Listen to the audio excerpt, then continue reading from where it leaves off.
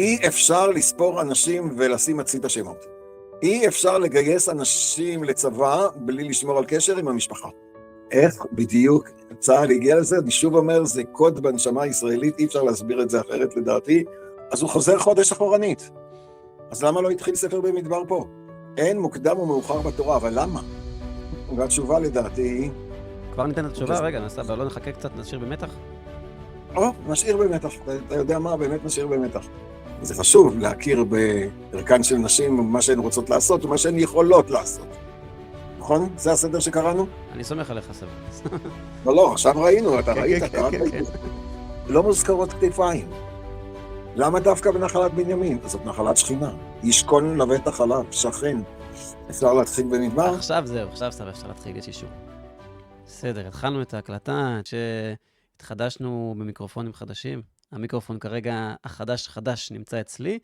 יש לי 2. אחד פה אצלי ואחד למעלה בספרייה, ואני צריך להעביר את זה אליך, סבא.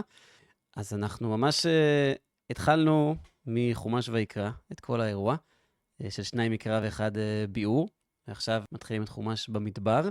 חייב לומר שאני לא זוכר מה גרם לי לפנות אליך, סבא. אתה זוכר מה הסברתי לך שבפעם הראשונה שפניתי אמרתי משהו? למה סבא מלמד 2 מקרא ו1 ביאור בשבתות, שאי אפשר להקליט ואי אפשר לשדר את זה? אנחנו צריכים לעשות את זה בינינו ביום חול, להקליט, כדי שישמעו את זה הרבה יותר אנשים.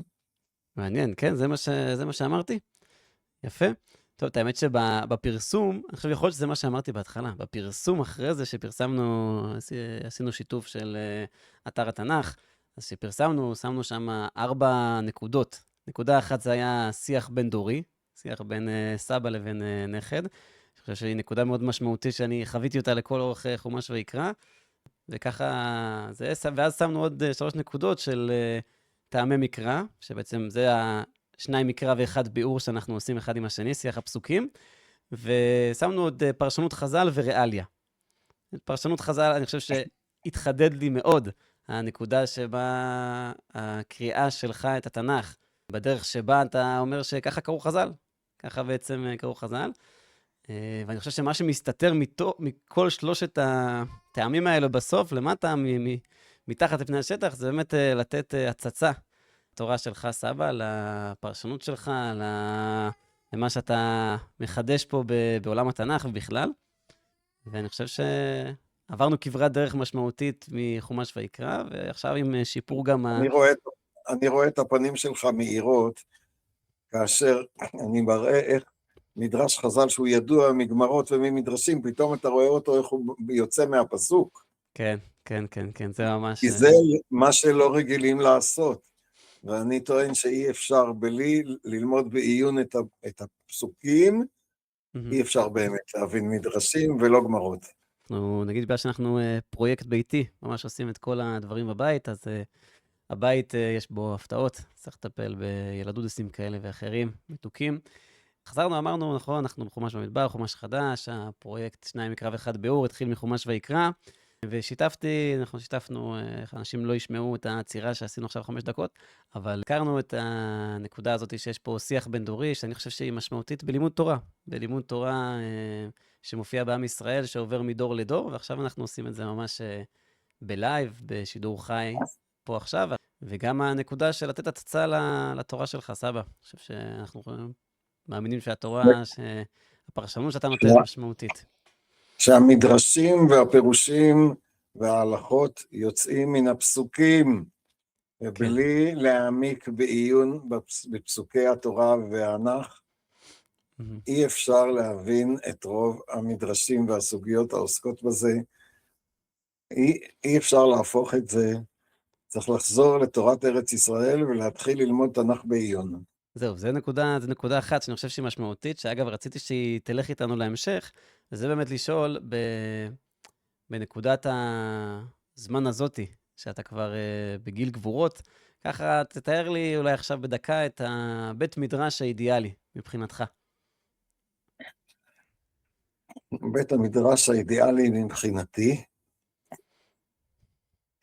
לומדים תנ"ך בעיון לא רק בבקיאות, בהעמקה מנסים להבין את השיטות השונות של חז"ל, של תנאים, של אמוראים, בלימוד, גם כאשר הסוגיה לא מביאה את כל הפסוקים הרלוונטיים, צריך להכיר אותם, כי הם היו לנגד עיניהם של חז"ל. לא הכל כתוב בגמרות ובמדרשים, אבל הפסוקים כתובים בתנ"ך.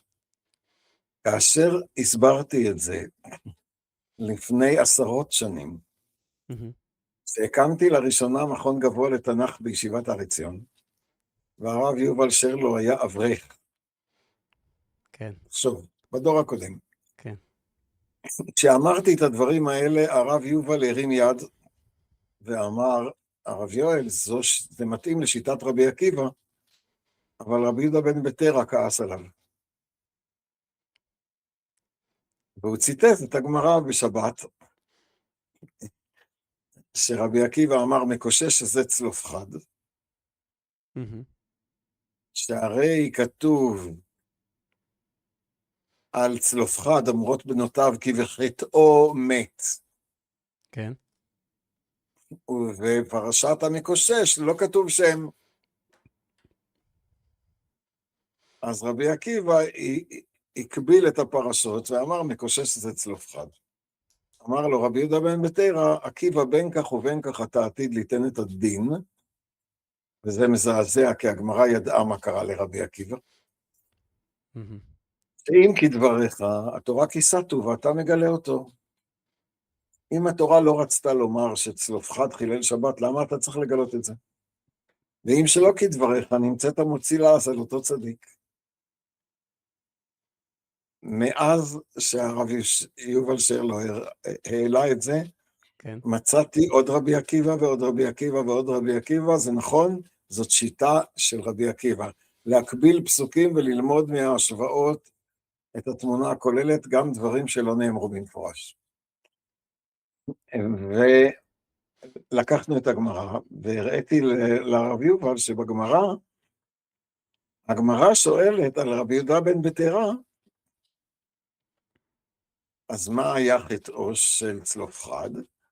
אלא מהמעפילים היה. שזה לא גנאי גדול, הוא רצה את ארץ ישראל. מהמם. אז הגמרא לא מוותרת לרבי יהודה בן כן. ביתרא על השיטה. ככה התחלנו עם מכון גבוה לתנ"ך. מהמם. יפה. וזאת חוויה שזכורה לי היטב. עכשיו נזכיר לך ולשומעים, מהמם. שספר במדבר מקביל לספר ויקרא, נכון.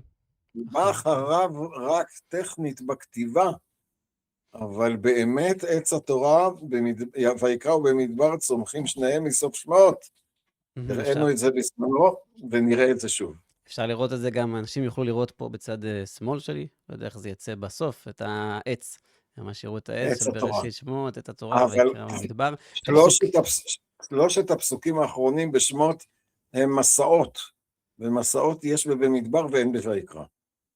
מהמם. מעניין, אז עליו. ככה שסוף שמות זאת הסתעפות. עכשיו בוא נתחיל במדבר. כן, רגע, אבל לפני שנתחיל, מה רציתי? סבא, בהקשר של חומש במדבר, אל תדאג, אני לא בורח יותר מדי. אנחנו נשתדל גם לעניינים. מעניין אותי עוד כמה דברים חוץ מהשניים מקרא ואחד ביאור. אז שמתחילים חומש חדש, בדרך כלל בהרבה מקומות, בתי ספר וכאלה, יש מסיבות חומש, מסיבות סידור, מסיבות כאלה. אתה זוכר איזה מסיבה שעשית ככה שהיית ילד? אני זוכר רק את בר המצווה שלי, מהבר מצווה והלאה, אל תשאל אותי אחורה. וקראתי בתורה, והגבאי אמר לי שאני קורא בתורה כמו קורא ותיק, ואיזה פרשה אני מוכן לקרוא שוב, עוד פעם, ואמרתי לו, מה אתה מבקש? הוא אמר לי, חצי בעלותך, וככה התחלתי לקרוא עוד ועוד ועוד ועוד, עד שקראתי את כל התורה הרבה פעמים. מעניין. ברוך השם שזיכני. ברוך השם, שתמשיך עוד לקרוא. עכשיו קראת את 3 פרשות האחרונות, קראת ביתר שאת. אפשר להתחיל במדבר? עכשיו זהו, עכשיו סבא אפשר להתחיל, יש אישור. וידבר אדוני אל משה במדבר סיני באוהל מועד, באחד לחודש השני בשנה השנית, לצאתם מארץ מצרים, לאמור. וידבר אדוני אל משה במדבר סיני באוהל מועד באחד לחודש השני בשנה השנית לצאתם מארץ מצרים לאמור. כבר הפסוק הזה מעורר סערה מדהימה. כי במדבר סיני, באוהל מועד, חודש אחרי חנוכת המשכן, כי המשכן נחנך באחד בחודש הראשון. בחודש הראשון באחד לחודש. חודש אחר כך. אבל בפרשה הבאה, בפרשת נשוא, בפרק ז', אחרי ברכת הכהנים, אנחנו קוראים, ויהי ביום כלות משה להקים את המשכן, וימשח אותו ויקדש אותו ואת כל כליו ואת המזבח ואת כל כליו, וימשכם ויקדש אותם. פה אני צריך לקפוץ לפתוח תנ"ך. רגע, סבא, גרמת לי לפתוח תנ"ך. עד עכשיו הייתי פה בזה. עכשיו אני כן, צריך, כן, הנה, כן. מצאתי, פרק ז', פרק פסוק ז', א'. כן. ויהי ביום כלות משה להקים את המשכן, וימשח אותו ויקדש אותו ואת כל כליו ואת המזבח ואת כל כליו, וימשכם ויקדש אותם. אז הוא חוזר חודש אחורנית. אז למה לא התחיל ספר במדבר פה? ולמה קורבנות נשיאי ישראל לחנוכת המזבח מופיעים בספר במדבר? לא גמרנו, נלך עוד הלאה לפרק ט', כן, קופצים לפרק בפרשת ט'. בעלותך, וידבר אדוני אל משה במדבר סיני בשנה השנית לצאתם מארץ מצרים בחודש הראשון לאמור. וידבר אדוני אל משה במדבר סיני בשנה השנית לצאתם מארץ מצרים בחודש הראשון לאמור. אז מה המסקנה? המסקנה של הגמרא ברורה, אין מוקדם ומאוחר בתורה. אבל למה? אין מוקדם ומאוחר, זאת אומרת, תחילת ספר במדבר מאוחרת בחודש ימים לעומת פרק ז' ופרק ט'. אגב, בסוגיה בגמרא מביאים רק את פרק ט', כן. כי פרק ז' זה ידוע וזה מובן מאליו, וביום כלות משה להקים את המשכן, אבל לא מזכירים אותו. תאריך מפורש יש בפרק א' ובפרק ט'. אין מוקדם ומאוחר בתורה, אבל למה? למה להתחיל בחודש השני, ואחר כך לחזור לחודש הראשון? היינו מצפים, והיינו מבינים יותר בקלות את ההסתעפות הזאת של עץ התורה במדבר מקביל לויקרא, אם ספר במדבר היה מתחיל, ויהי ביום כלות משה להקים את המשכן, או במדבר סיני בחודש הראשון עם הפסח. כלומר, יש כאן שאלה, להגיד אין מוקדם ומאוחר בתורה, זה חצי הדרך. חשוב, זה כלל חשוב, אבל זה לא מסביר את הכל. למה? והתשובה לדעתי... כבר ניתן את התשובה? רגע, סבא, לא נחכה קצת, נשאיר במתח? נשאיר במתח, אתה יודע מה? באמת נשאיר במתח. יאללה. הפסוק, הספר פותח חודש ימים אחרי החודש הזה של הקמת המשכן, שבו נאמרו גם פרשיות הקרבת הנשיאים, וגם פרשת הפסח, כל זה יבוא אחר כך בכתוב, אבל לכאורה היה צריך להתחיל בזה. ועכשיו ננסה להבין למה ספר במדבר מתחיל בחודש השני. יאללה. שאו את ראש כל עדת בני ישראל למשפחותם לבית אבותם, במספר שמות כל זכר לגולגל אותם. שאו את ראש כל עדת בני ישראל למשפחותם לבית אבותם, במספר שמות כל זכר לגולגל אותם. אנחנו צריכים להסביר פה כמה מונחים, ובעיקר את הביטוי במספר שמות, אבל נקרא עוד פסוק לפני כן. מבין 20 שנה ומעלה כל יוצאי צבא בישראל תפקדו אותם, לציב אותם אתה ואהרון. מבין 20 שנה ומעלה, כל יוצאי צבא בישראל תפקדו אותם, לצבאותם אתה ואהרון. למה כאשר מגייסים לצבא, למה צריך לחבר את זה למשפחות?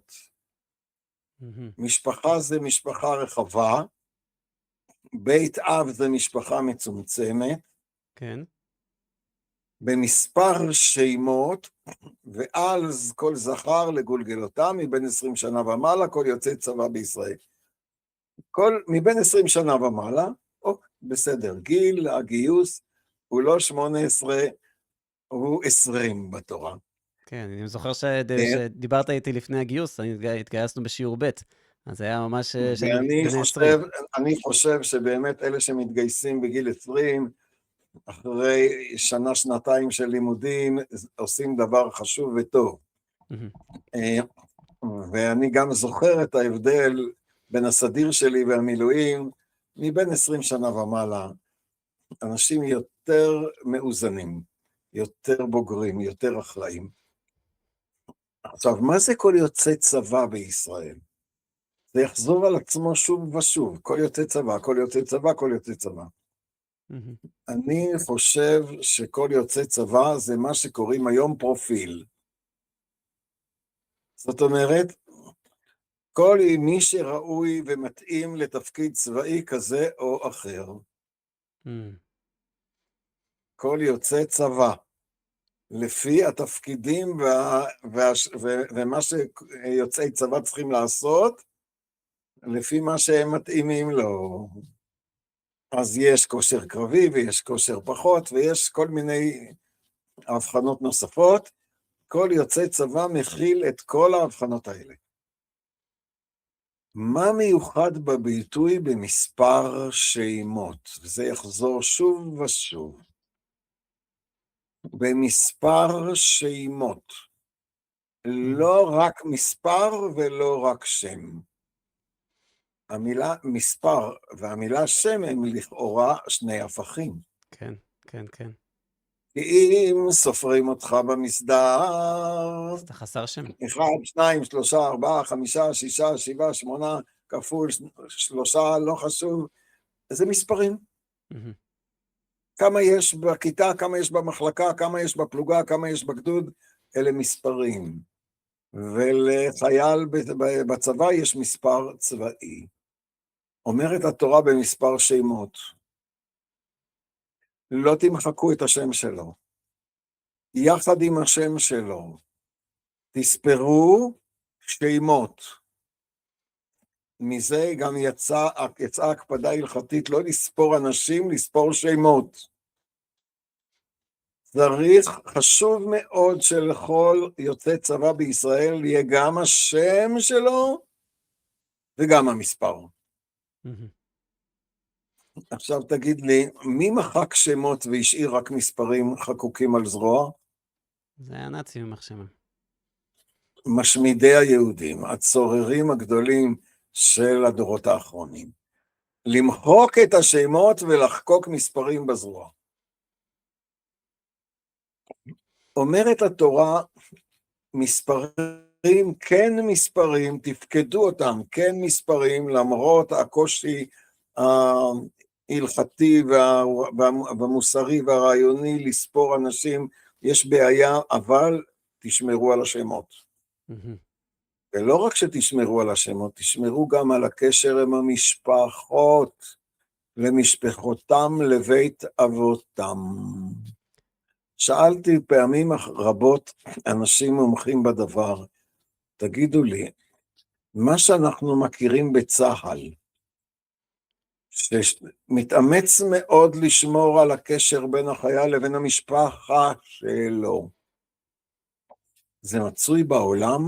אמרו לי, מה פתאום? מה פתאום? בצבא האמריקאי, שהוא לא צבא של צוררים. אם חייל נפל, חס וחלילה, אמריקאי, הצבא, המדינה קוברים אותו, ושולחים הודעה למשפחה. המשפחה לא מעורבת. כן, ממש גם בכל המהלך של הקבורה, מעניין. אני חושב שזה... גם בכל המהלך של הגיוס. אבל לא קוברים אותו, המשפחה לא מבקשת לקבור איפשהו? המשפחה לא מעורבת. בצה"ל המשפחות מעורבות כל הזמן. מביאים אותם לטקסים ולאירועים, שומרים על קשר עם המשפחה, שומרים על חופשות כדי שחייל ישמור על קשר עם המשפחה. זה לא קיים בצבאות אחרים. זה לא קיים. איך צה"ל למד שזה הכרחי וזה חשוב כל כך? מה, הם למדו את פרשת במדבר? אני חושב שזה נמצא עמוק ב-DNA של העם היהודי. אי אפשר לספור אנשים ולשים הצידה שמות. אי אפשר לגייס אנשים לצבא בלי לשמור על קשר עם המשפחה. המשפחה מעורבת. כל הזמן המשפחה מעורבת. מתחילה ועד סוף. וזה ממש מה שהתורה מדגישה. במספר שמות, למשפחותם ולבית אבותם, ואחר כך גיל וכושר קרבי או כושר אחר. בוא נראה את זה לאורך הפרק, עד כמה התורה מדגישה את הקוד הזה של מספר שמות ואת הקשר עם המשפחות. אני מדלג על האנשים ראשי המטות, כי לא נספיק הכל, רק אני אומר שביהודה נחשון בן עמינדב אומר לנו שזה מהדור של יוצאי מצרים. אני עובר לפסוק י"ח. ויקח משה ואהרון את האנשים האלה אשר נקבו בשמות. ויקח משה ואהרון את האנשים האלה אשר נקבו בשמות. פסוק י"ז זה יוצא לי. נכון. ואת כל העדה הקהילו באחד לחודש השני, והתיילדו על משפחותם לבית אבותם במספר שמות, מבין 20 שנה ומעלה לגולגלותם. ואת כל העדה הקהילו באחד לחודש השני, והתיילדו על משפחותם לבית אבותם במספר שמות, מבין 20 שנה ומעלה לגולגל אותם. שוב, ההדגשה היא משפחות, שומרים על קשר עם המשפחות ועם בית האב, שבית האב זה המשפחה המצומצמת והמשפחות זה המשפחות הרחבות, ומספר אבל שמות. ואז גיל וגולגלות. כאשר ציווה אדוני את משה ויפקדם במדבר סיני. כאשר ציווה אדוני את משה ויפקדם במדבר סיני. אז הספר במדבר מתחיל במפקד ובצבא ובמחנות ובדגלים, מפני שזה המפתח העיקרי לספר. אי אפשר לדחות את זה, מוכרחים להתחיל בזה. בספר ויקרא, הספר ויקרא פותח בקורבנות, ספר במדבר פותח בצבא. ובכללים איך בונים צבא. ויהיו בני ראובן בכור ישראל תולדותם למשפחותם לבית אבותם במספר שמות לגולגלותם, כל זכר מבין 20 שנה ומעלה כל יוצא צבא. ויהיו בני ראובן בכור ישראל תולדותם למשפחותם לבית אבותם במספר שמות לגולגלותם, כל זכר מבין 20 שנה ומעלה כל יוצא צבא.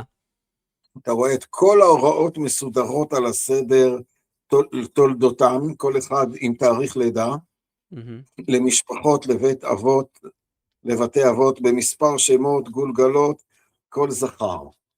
בעולם של אבותינו, בעולם של התורה, לא היה שירות נשים, לא לוחמות ולא אחרות, ואני מנסה להסביר את זה. למה בימינו זה הפך להיות נושא כל כך סוער ואחר?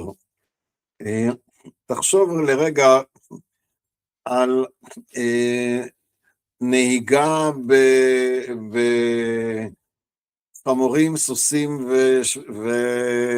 ופרים במספרים גדולים, לעומת רכב שיש לו כך וכך כוחות סוס כל אישה יכולה לסובב את ההגה בלי שום בעיות. אני חושב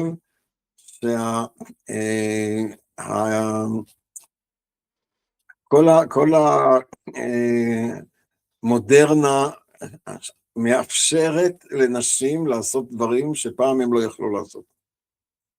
וכאן מתעוררות שאלות גדולות שלא נפתור אותן כאן, כי זה חשוב להכיר בערכן של נשים, מה שהן רוצות לעשות ומה שהן יכולות לעשות. אבל צריך לשמור על המוסר, והדברים די ברורים לנו לפחות. נכון, נשים יכולות היום לעשות דברים שפעם הם לא יכלו. כן, טוען ששחרור האישה התחיל במכונת הכביסה, ונגמר בהגה, והוא הולך עוד הלאה.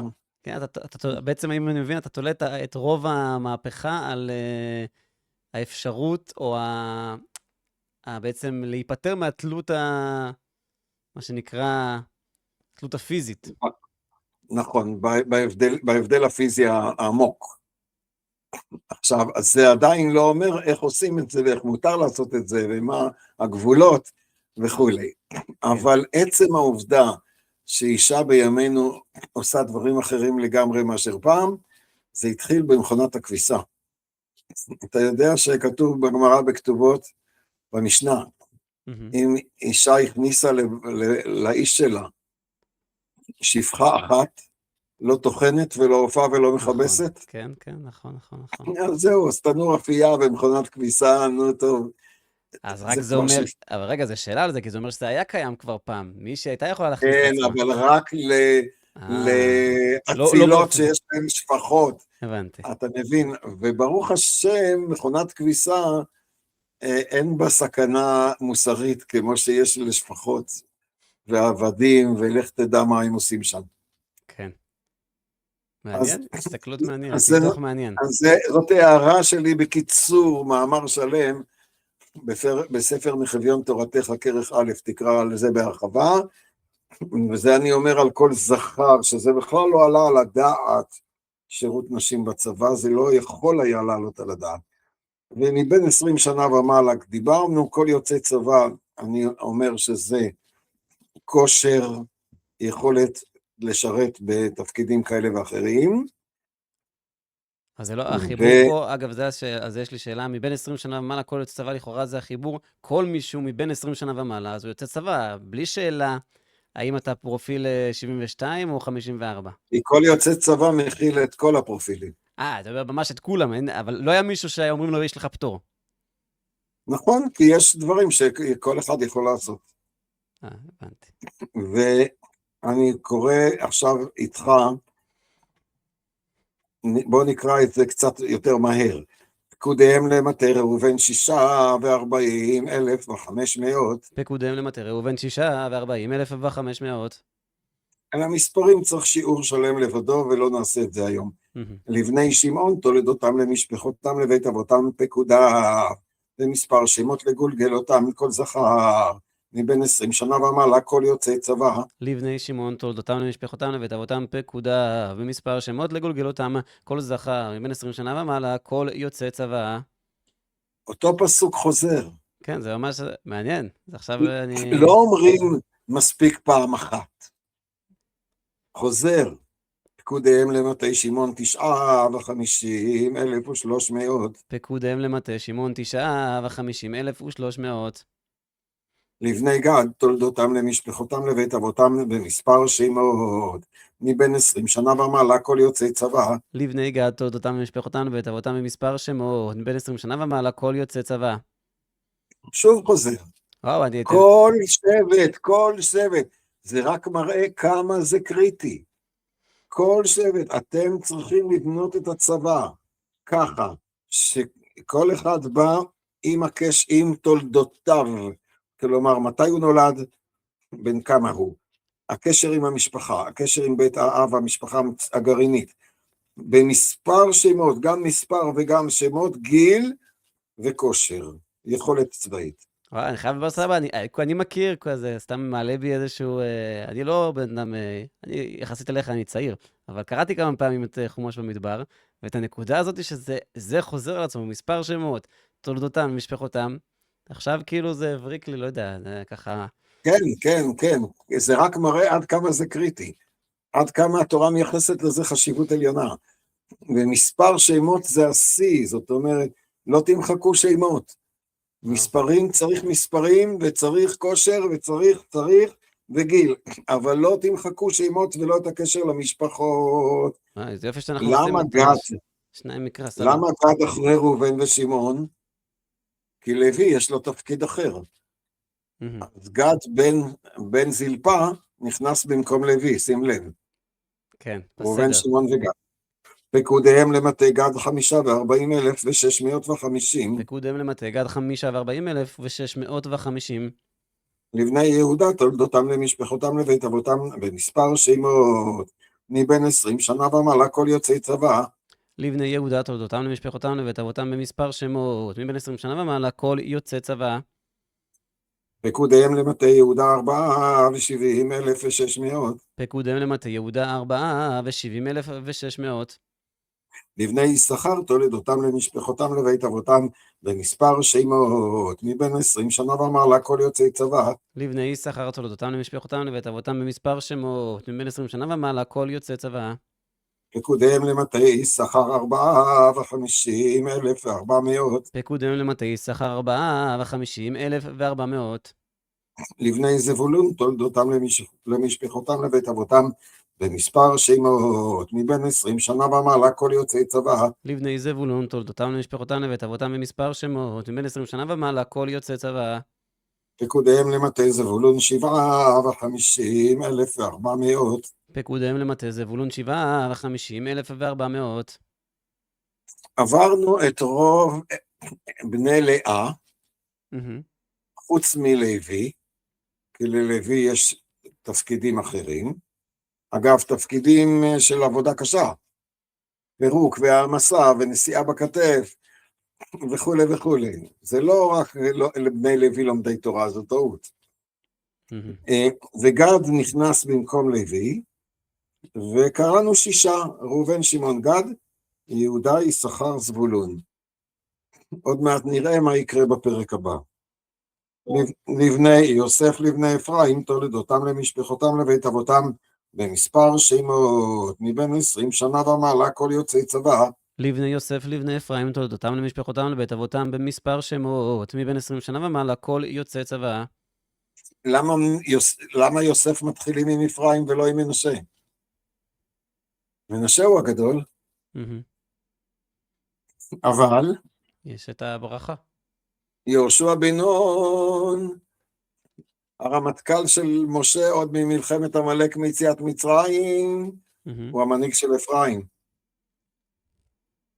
אז אפרים, וישם את אפרים לפני מנשה, כמו בברכת יעקב, מבחינת ההנהגה, אפרים מוביל. פקודיהם למטה אפרים 40,500. פקודיהם למטה אפרים 40,500. לבני מנשה תולדותם למשפחותם לבית אבותם במספר שמות. מבין 20 שנה ומעלה כל יוצאי צבא.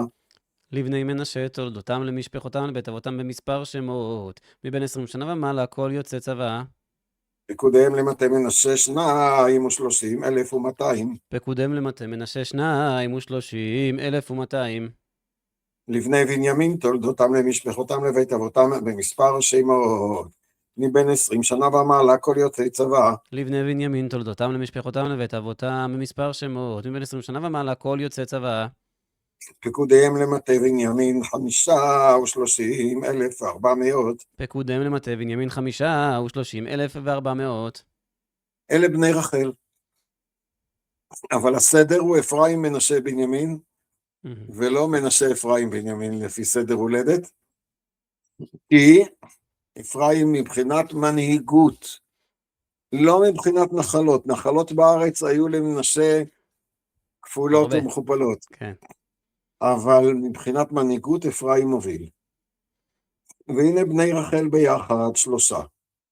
לבני דן תולדותם למשפחותם לבית אבותם הם במספר שמות, מבין 20 שנה ומעלה כל יוצאי צבא. לבני דן תולדותם למשפחותם לבית אבותם במספר שמות, מבין 20 שנה ומעלה כל יוצאי צבא. הגענו לבני בלהה. מהמם. את בלהה וזלפה יעקב אבינו הפך לנשים, ולכן הוא הפך את בניהם לשבטים בישראל, לבנים ושבטים. אז דן הוא בכור בלהה. פקודיהם למטה דן 260,700. פקודיהם למטה דן 260,700. לבני אשר תולדותם למשפחותם לבית אבותם במספר שמות, מבין 20 שנה ומעלה כל יוצאי צבא.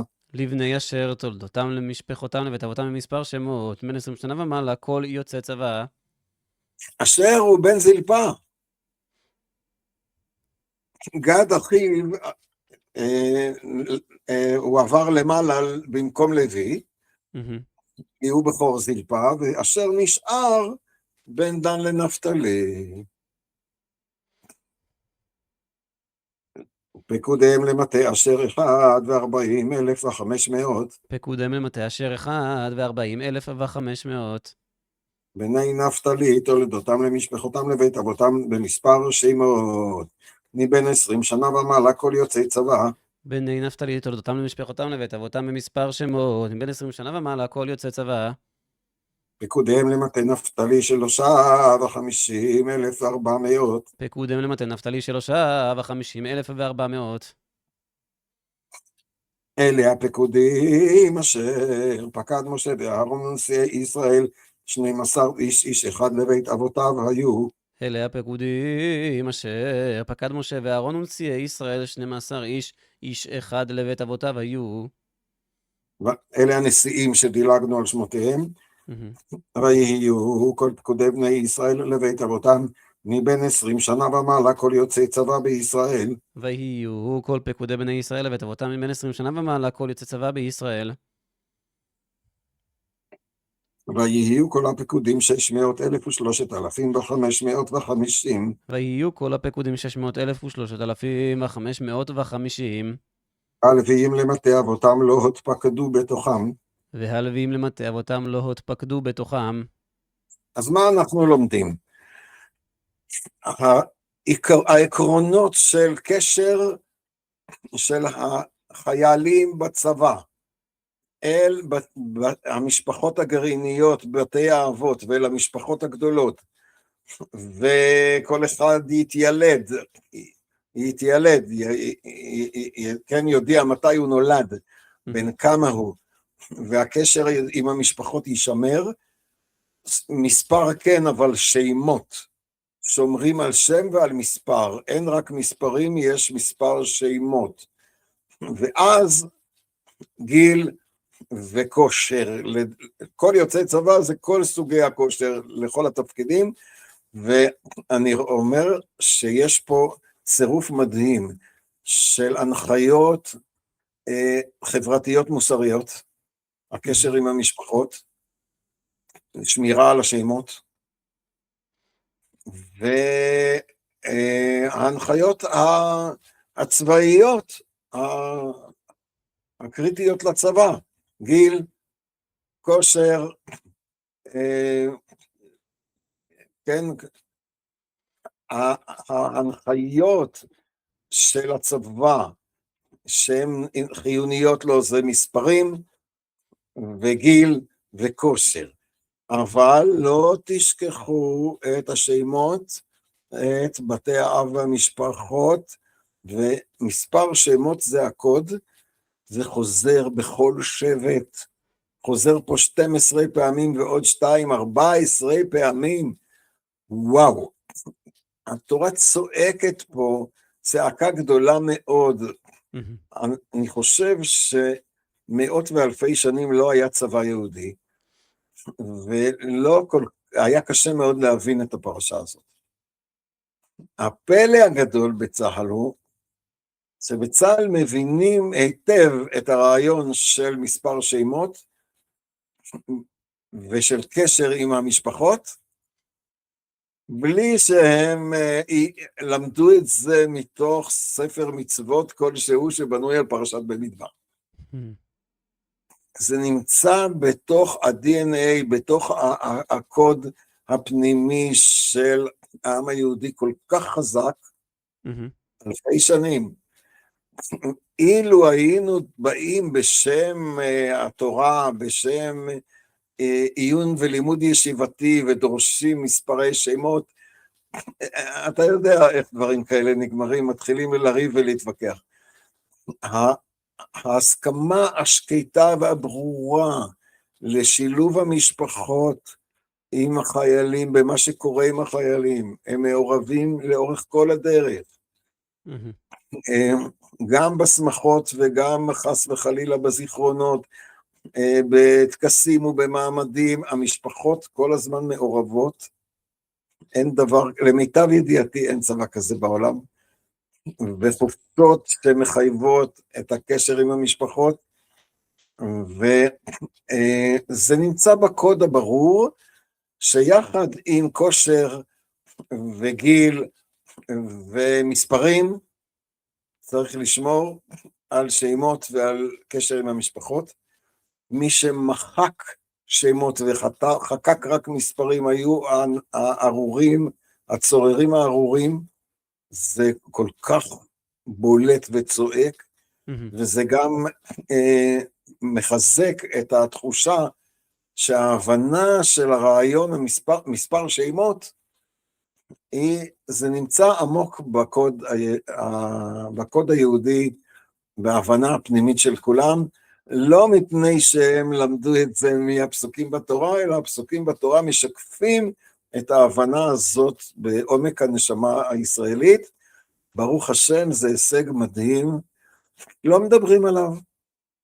הפוסקים לא הזכירו את זה בספרי המצוות, כי לא היה צבא במספר שמות. כן. 14 פעמים חזרנו וחזרנו, וואו. זה צריכה להיות מצווה גדולה, לפחות אחת אם לא יותר. התורה חוזרת על זה כל כך הרבה פעמים. היום, כשמדברים על צה"ל, מדברים על זה כמובן מאליו. יש בזה משהו מובן מאליו, לא סבא, תחשוב, צבא...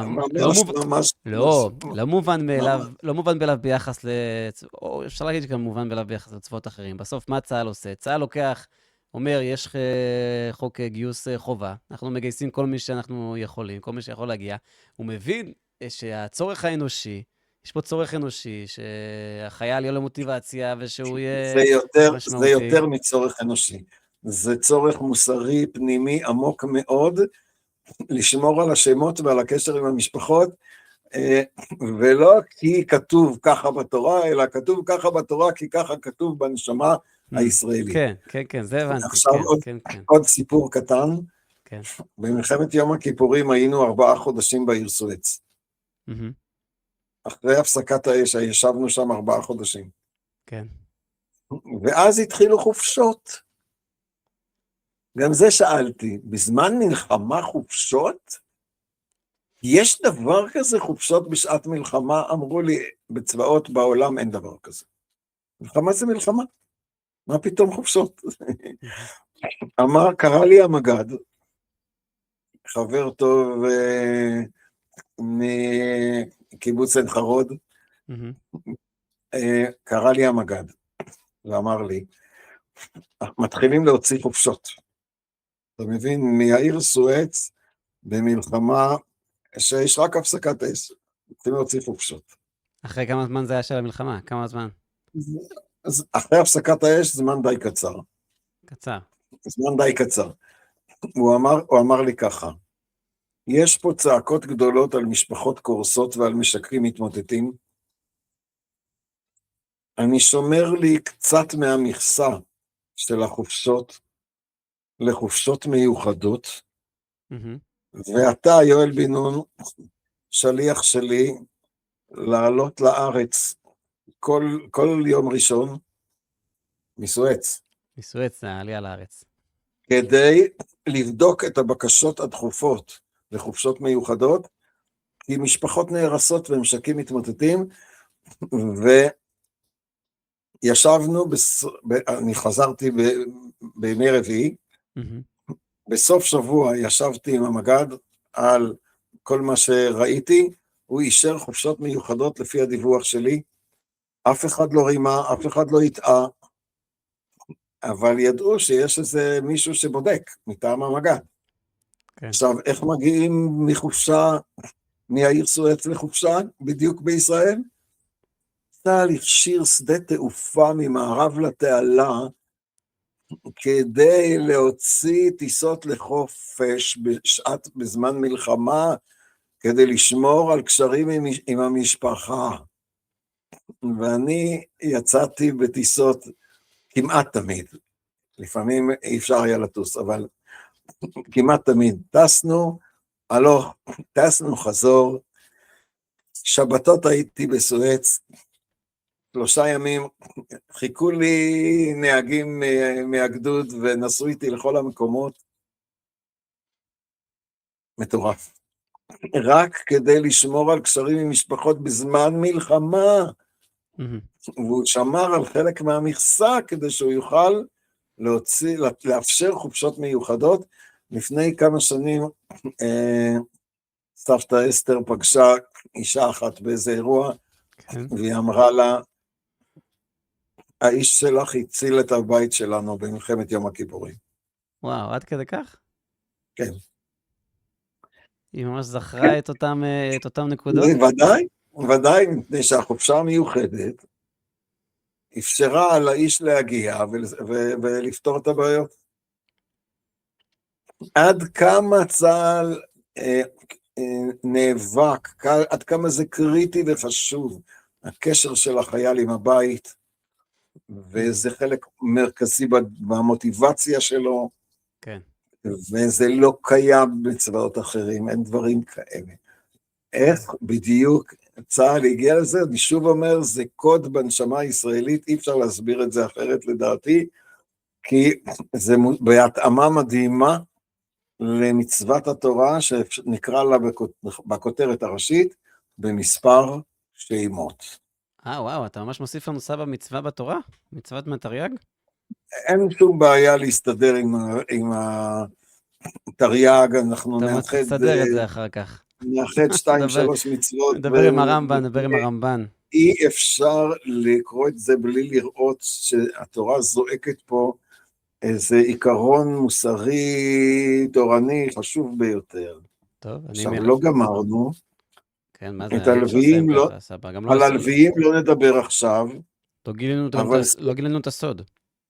אבל שים לב, קראנו את הסדר הבא, ראובן, שמעון, גד, יהודה, יששכר, זבולון, אפרים, מנשה, בנימין, דן, אשר ונפתלי. נכון? זה הסדר שקראנו? אני סומך עליך, סבא. לא, עכשיו ראינו, אתה ראית, קראת איתי. עכשיו בוא נעבור לפרק ב'. פרק ב'. אני רק אעיר משהו מעניין, מה שנגעת בקודים שמופיעו פה, וממש העירו לי תוך כדי הקריאה שלנו, שאני לא חושב שאם לא היינו עושים את זה, לא הייתי שם לב יותר מדי, למרות שזה ברור. נגיד, פרשת הנשיאים כולם מכירים, נכון? כולם מכירים פרשת הנשיאים, זה חוזר על עצמו, יש מלא דרשות, יש זה וזה וזה. זה פחות מוכר.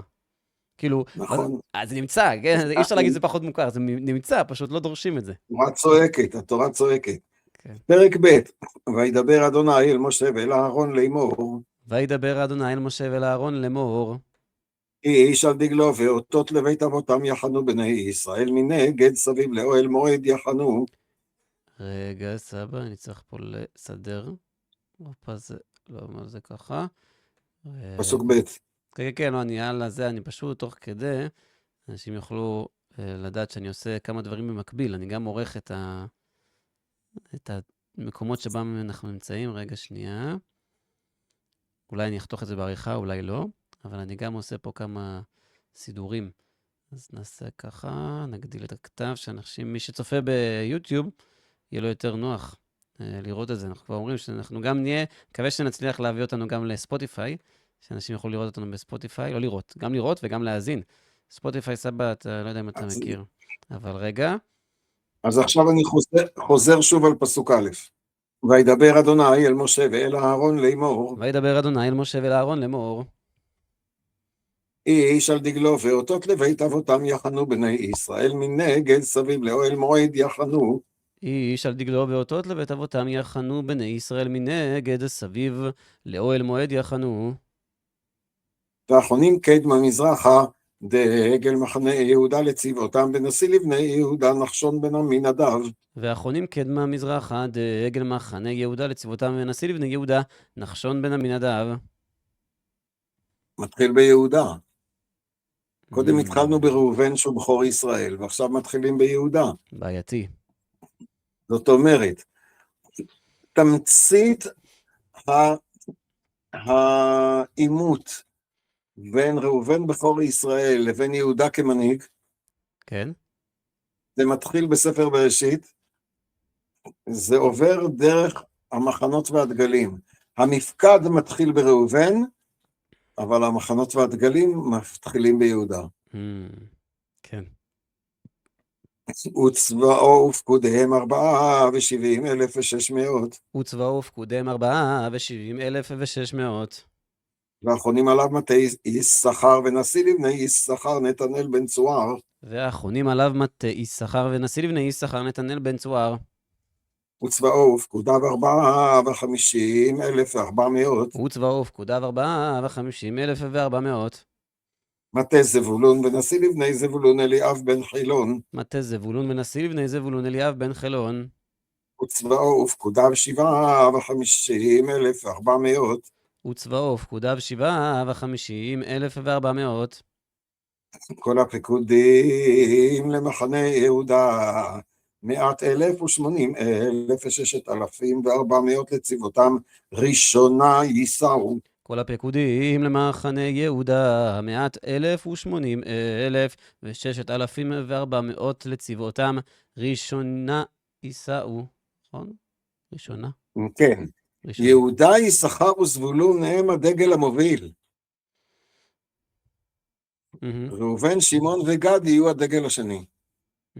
יש היפוך ברור בין הובלת ראובן לפי הסדר התולדות במפקד לעומת המחנות. במחנות זה הנהגה, דגל יהודה, יששכר, זבולון יוביל, ועכשיו דגל מחנה ראובן תימנה לצבאותם בנשיא לבני ראובן אליצור בן שדאור. דגל מחנה ראובן תימנה לצבאותם בנשיא לבני ראובן אליצור בן שדאור.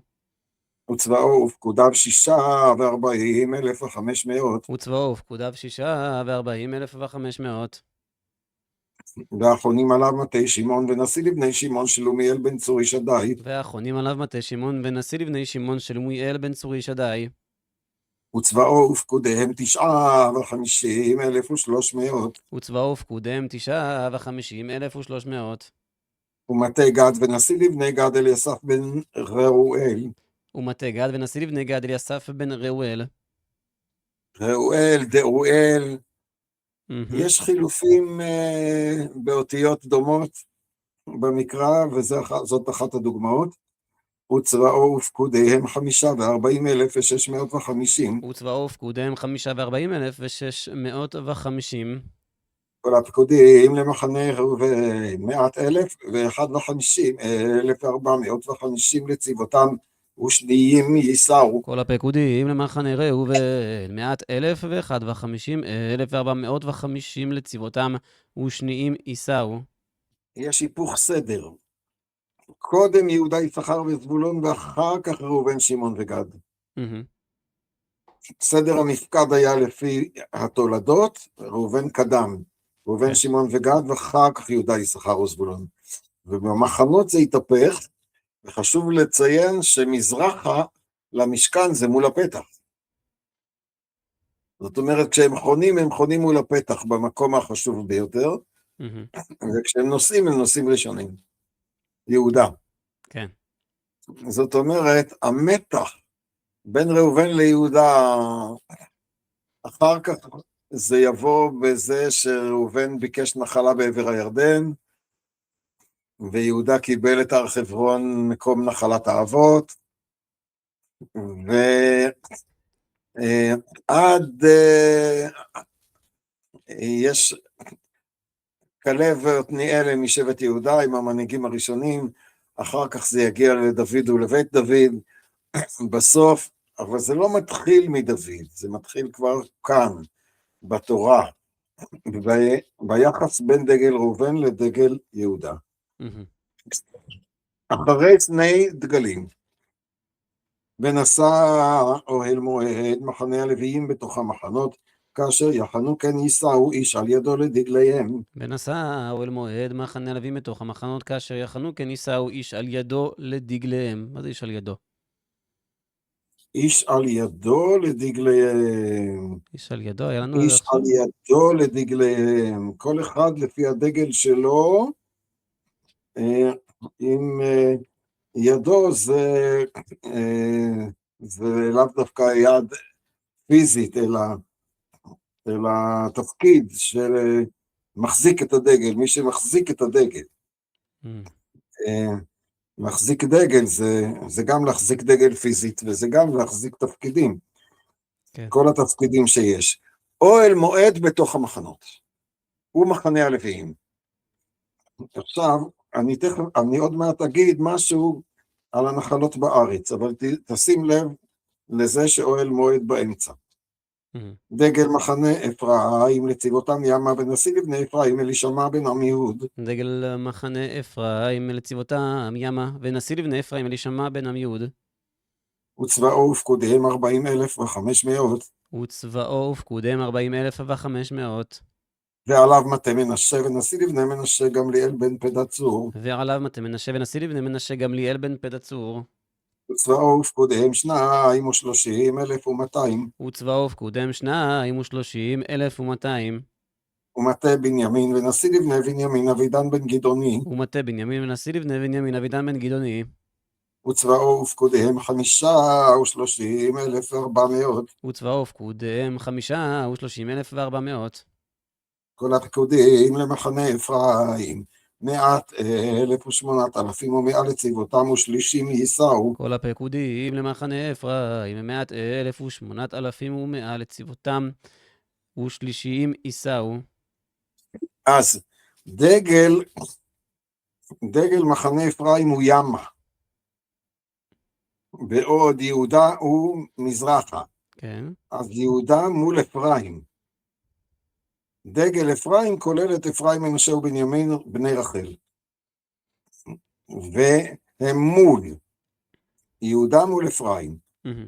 מה זאת, ראובן הוא בדרום, תימנה, ועכשיו דגל מחנה דן צפונה לצבאותם, ונשיא לבני דן אחיעזר בן עמישדי. דגל מחנה דן צפונה לצבאותם ונשיא לבני דן אחיעזר בן עמישדי. וצבאו ופקודיהם 62,700. וצבאו ופקודיהם 62,700. ואחרונים עליו מטה אשר ונשיא לבני אשר פגיאל בן אוחרן. ואחרונים עליו מטה אשר ונשיא לבני אשר פגיאל בן אוחרן. וצבאו ופקודיהם 41,500. וצבאו ופקודיהם 41,500. ומטה נפתלי ונשיא לבני נפתלי אחירה בן עינן. ומטה נפתלי ונשיא לבני נפתלי אחירה בן עינן. וצבאו ופקודיהם 53,400. וצבאו ופקודיהם 53,400. כל הפקודים למחנה דן 100,000 ו57,600 לאחרונה יישאו לדגליהם. כל הפקודים למחנה דן 107,50,600 לאחרונה יישאו לדגליהם. אז יש ראובן מול דן, יהודה מול אפרים וראובן מול דן במחנה כשחונים, יהודה מול הפתח ואפרים מולו ממערב, ראובן מדרום ודן מצפון, נכון? כן. זה ברור. עכשיו, וככה הם יישאו, בסדר הזה הם יישאו, כי יהודה הוא דגל מוביל. אז המנהיגות פה היא הקובעת, אפרים הוא המוביל בדגל שלו, כי הוא דגל, יהושע בן נון הוא הדגל המוביל כמנהיג, במנהיגות. ואילו יהודה הוא הדגל המוביל במנהיגות של עם ישראל בכללו, ולכן הוא יושב מול הפתח והוא יוביל את המסעות בכלל. עכשיו אני קופץ קפיצה. אני עושה את זה בקיצור. אוקיי. אני אשלח לך מפה שצייר לי אוריה פעם בנחלות בארץ, כן. ואני מוצא באופן מדהים את נחלת בנימין, שאין לה גבול עם שום עם חיצוני, מוקפת על ידי 4 ראשי הדגלים מהמדבר. יהודה מדרום, אפרים מצפון. כן, כיוונים התחלפו. כן. במקום מזרח מערב זה צפון דרום. יהודה מדרום ואפרים מצפון, אבל יהודה מול אפרים. ובית אל הוא גבול בין בנימין לאפרים, כן. היא גבול בין בנימין לאפרים. וירושלים תהיה הגבול בין יהודה לבנימין. ממזרח לירדן ראובן, כן. ודן במערב. דן מקריית יערים במערב. מערבה, שבט דן, נחלת דן. זה לא יכול להיות מקרה. נחלת בנימין היא הנחלה המקודשת בארץ. רבי מאיר שם על זה אצבע במדרש ספרי וזאת הברכה, הוא היחיד שנולד בארץ. יש משהו מקודש בנחלת בנימין. להרבה דעות הסולם של יעקב הוא מבית אל לירושלים. נחלת בנימין. כן. משה ביטא את זה במשפט הבא. לבנימין אמר, ידיד אדוני ישכון לבטח עליו, חופף עליו כל היום ובין כתפיו שכן. בדקתי, ובנחלת בנימין יש כתפיים, מכתף יריחו וכתף בית חוגלה וכתף עד כתף אריה ערים, ומכתף בית אל לוזה עד כתף יבוסי מנגב וירושלים. כתפיים, כתפיים, כתפיים, כתפיים, מסביב נחלת בנימין, אין דבר כזה בשום שבט אחר. יש כתף בודדת עוד בנחלת יהודה, אבל לא מוזכרות כתפיים. למה דווקא בנחלת בנימין? זאת נחלת שכינה, ישכון לבטח עליו, שכן. זאת אומרת, כל הקדושה שאנחנו מדברים עליה לדורות, קדושת ירושלים מתחילה מקדושת בנימין. נחלת בנימין, אין לה גבול חיצוני. היא מוקפת על ידי 4 ראשי הדגלים מהמדבר בהיפוך כיוונים. במדבר יש יהודה במזרח ואפרים במערב. ראובן בדרום ודן בצפון. בארץ, יהודה בדרום ואפרים בצפון, אבל יהודה נשאר מול אפרים. ראובן במזרח, כי שם הוא רצה. ודן, כל הסיפור של דן, דן לא אהב את הרעיון הזה, והיה קשה לו לעכל אותו, ובאזור תל אביב יפו שלנו היום ישבו פלישתים, והיה קשה איתם, ודן חזר ועלה צפונה לחברים שלו, לאשר ונפתלי, לנפתלי ואשר, הוא חזר ועלה צפונה, נשארו קצת מבני דן שם, בצורה אשתאול, אזור בית שמש. אבל למה זה כל כך חשוב שדן יהיה ממערב לבנימין? כדי ש4 ראשי הדגלים מהמדבר יקיפו את נחלת בנימין המקודשת.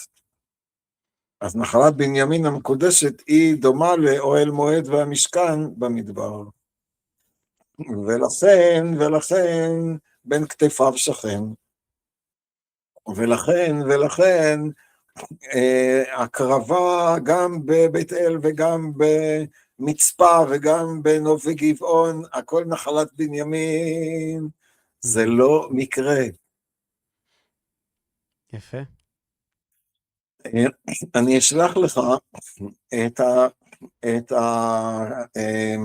הציור הזה של המשכן במדבר ושל נחלת בנימין בארץ, כדי שיראו את הסיפור שמסופר במילים כאילו טכניות.